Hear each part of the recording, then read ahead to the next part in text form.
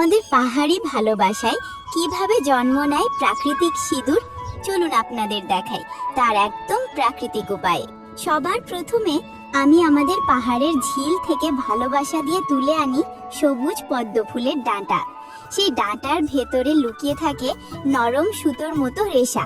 আমি সেগুলো একে একে যত্ন করে আলাদা করে নিই। তারপর সেই রেশাগুলোকে কিছুক্ষণ গরম জলে সেদ্ধ করে রোদে শুকাতে দিই। শুকিয়ে গেলে ছোট ছোট টুকরো করে কেটে রেখে দিই পাশে। পরের সকালে একটা মাটির পাত্রে সামান্য নারকেল তেল নিয়ে তার মধ্যে মিশিয়ে দিই পাহাড়ি জড়িবুটি, অল্প মোম আর প্যারাফিন মোম। ধীরে ধীরে ফুটতে দিই যাতে প্রতিটি উপাদান মিশে যায় ভালোবাসায়। তারপর পাতলা কাপড়ে ছেঁকে নিয়ে সারা রাত রেখে দিই চাঁদের আলো আর ঠান্ডা হাওয়ায়। এভাবেই তেলটা হয়ে ওঠে এক কোমল সুগন্ধি তরল।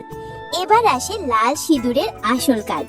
পাহাড় থেকে আনা লাল পাথর ওখলিতে কুটে তৈরি করি একদম সূক্ষ্ম গুঁড়ো। তারপর সেটাকে ছাঁকনিতে ছেঁকে আলাদা করি মোটা দানাগুলো। এই গুঁড়োই আমাদের প্রাকৃতিক রং। এবার সেই লাল গুঁড়োতে মিশিয়ে দিই আমাদের ভালোবাসার সে বিশেষ তরল। ধীরে ধীরে নাড়তে থাকি।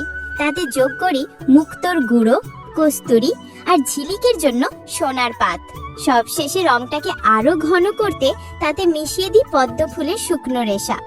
ভালোবাসা দিয়ে অনেকক্ষণ নাড়ার পর এই দেখুন তৈরি হয়ে গেল আমাদের একদম প্রাকৃতিক ভালোবাসায় গড়া সিঁদুর। না কোনো কেমিক্যাল, না কোনো সাইড এফেক্ট, শুধু প্রাকৃতিক উপাদান, যত্ন আর মায়ায় ভরা ভালোবাসা।